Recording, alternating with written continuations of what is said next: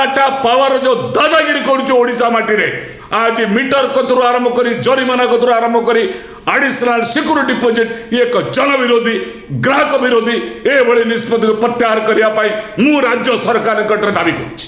विद्याधर महांती जाजपुर जिला विद्युत उपभोक्ता कमिटी सभापति। धन्यवाद आपन को। पिलाटी बेले आपण जानिछन आमे भी जानिछु विद्युत थिला जनसाधारण सेवारे विद्युत थिला मातृशिल्प आपण मानक सेवारे विद्युत बोर्ड बर्तमान टाटा पावर हाथ रे एपरिकी आपण मते सीधा पचारिचंती जो अतिरिक्त जमाराशि डिपोजिट रे प्रतिक्रिया कौन ताको कहउचंती एएसटी एडिशनल सिक्यूरिटी डिपोजिट।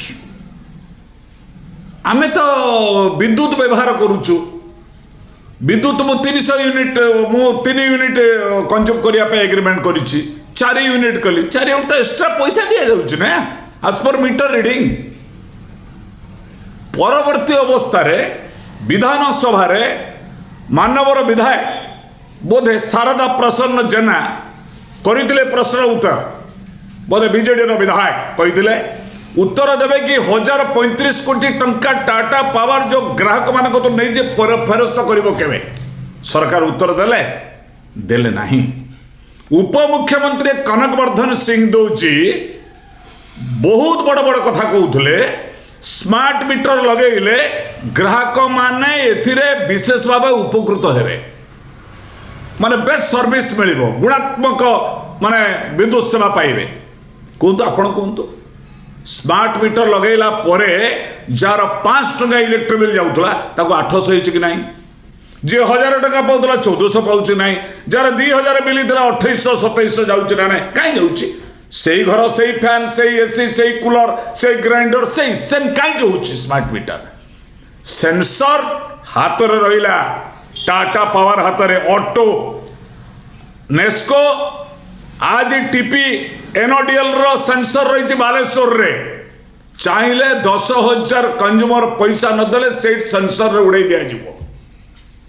ए कथा कहिबे काकू प्रथमे जोरिमाना आदे कले घर घर पसिकी द्वितीय स्मार्ट मीटर लगेइले शोषण कले तृतीय फॉर्मूला नेले एएसटी एडिशनल सिक्यूरिटी डिपोजिट बर्तमान हिसाब करा जाइछि जे 3 यूनिट नहीं घर पिछा ताको 700-800 टंका दवा पड़िबा एडिशनल सिक्यूरिटी मु एबे भी जानी नहीं से एरियर नेबे कोन विधायक मान तो एरियर नेले 18 मासर विधायक मान चाकरी होछि 16 मास प्लस 17 मास एरियर नेले 18 मासर तो सेमती जदि एरियर निया जाए ताले सारा ओडिशा बर्तमान अंधर हबो।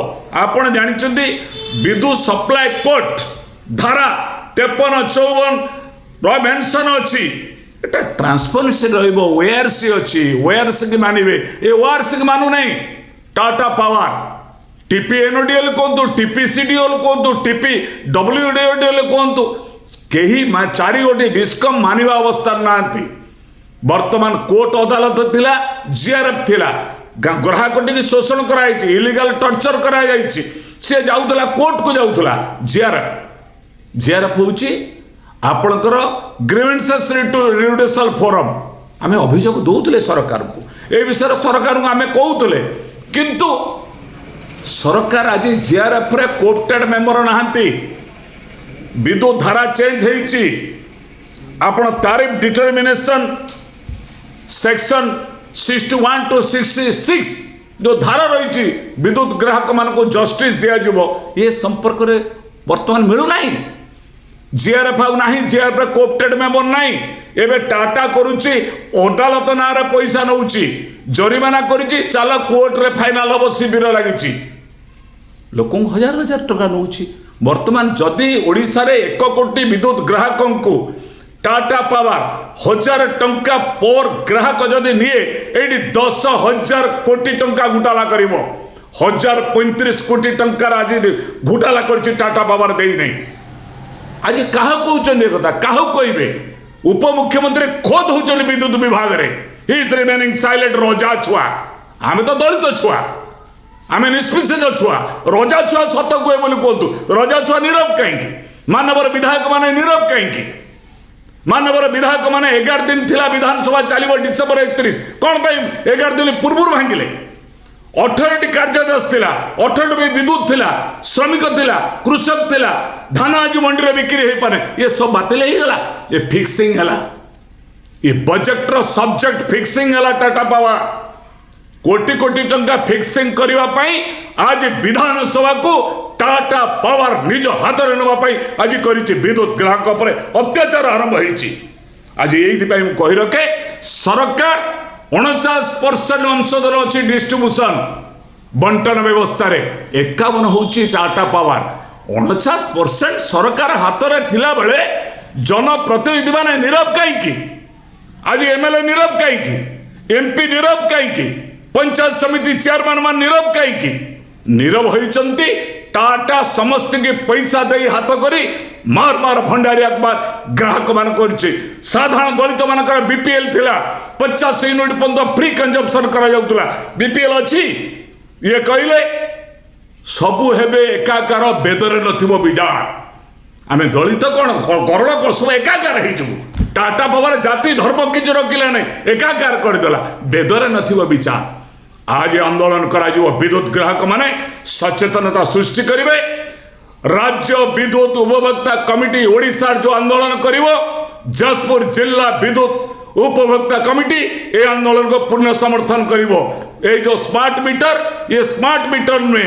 अब आप गोटे कथा कहतु ये स्मार्ट मीटर कौटी लगे जो अर्थनैतिक भाव में जो राज्य अधिक ओडिशा गरीब अष्टम स्थान ओडिशा निरक्षर 11 स्थान ओडिशा बेकारी 6 स्थान सबु गरीब बेकारी अंध सबुरे ओडिशा थिला बेले आमे बर्तमान पैसा दबु हाएस्ट एमएलए माने दर मानवे हाएस्ट यही कथा कहला बेलू बहुत लोक बाधुची एमएलए माने कहीं नीरव रही दरबा पाउच किए कहब आज टाटा जुलम कर टाटा पावर ता विरुद्ध में विषोद्गार कर किए जदि ग्राहक कर टार्गेट ता घर लाइन काटिदेवे कहले जदि आपण एडिशनल सिक्यूरीटी न देवे 15% सुध सह देवे 30 दिन टाइम नहले आपण घर विद्युत को विच्छिन्न कर दिया।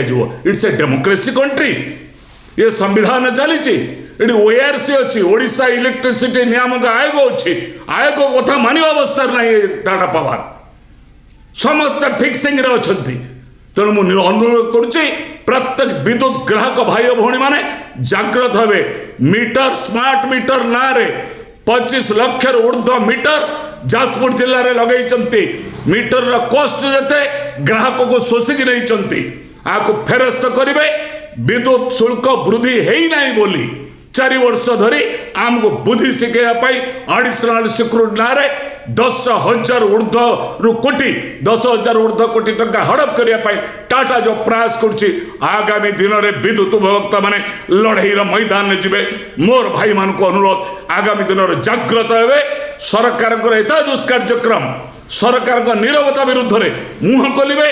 टाटा पावर जो दादागिरी करुच्चा माटी रे आज मीटर कतरू आरंभ करी जरिमाना कतरू आरंभ करी एडिशनल सिक्यूरीटी डिपोजिट ये एक जन विरोधी ग्राहक विरोधी ये निष्पत्ति को प्रत्याहार करने राज्य सरकार दाबी कर।